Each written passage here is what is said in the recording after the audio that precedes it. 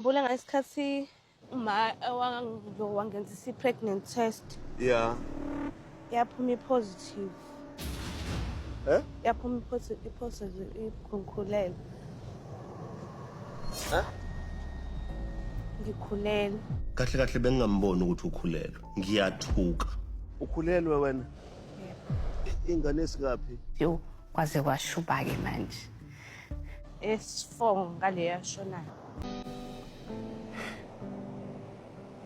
Sile ngimthanda uSine ngoba mangike ngathi nje ngiyamthanda. Yo, angazi futhi. Angazi nje. Uma cele bekufanele ngabutshele uSine ukuthi kuya prevent. Angazi ukuthi ukhulelwe kanjani. Baningi abantu esilala nabo la abakhulelwe ngoba ba prevent. Lona ke Ufuna ihlale nami. Angeke ayithathe. Uzoya ngokumvashela. Kodwa ingane izohlala nathi. Awuzoma khona because awunga-understand manje ngitshela ukuthi musu ukuzalele ekhaya. Ngisho indaba engaprevent vele. Ayibo, utshela ba sekapreventa mina igcwele la.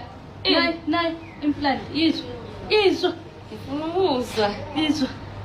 Iphi nayi. Oh ngiyayizwa.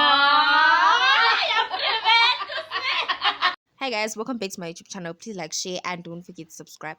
So guys, nakhumbula ngenkathi uMusa ethi yena ngabe welwalalela uSine njengoba uSine bekakhuluma naye lapha ku dinner table emtshela ukuthi ngabe uthengisa izindlu zalabafazi lapha or angasabhadali nje izindlu babuye eMzumbe ukuze kuphele ukuphapha.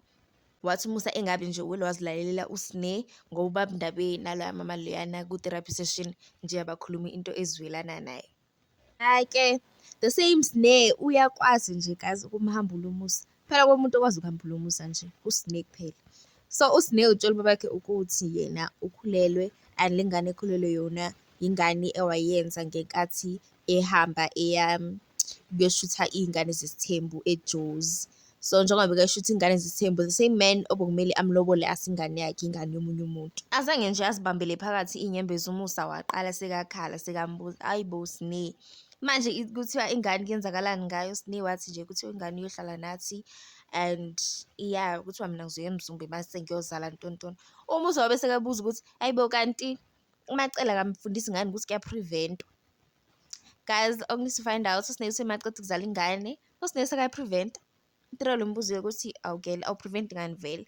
uSine wamtshela utirelo ukuthi hayi senga preventa vele ngifakile i-implant, which will save her shame because she asked ukuthi nanoma ngathola umuntu ongangisiza nje nanoma bese bakhatha ama-tubes wami or bangifakisa i-prevention nje ngizopreventa, I don't mind because naye sekakhathele uthi naye sekakhathele nje ukuzala.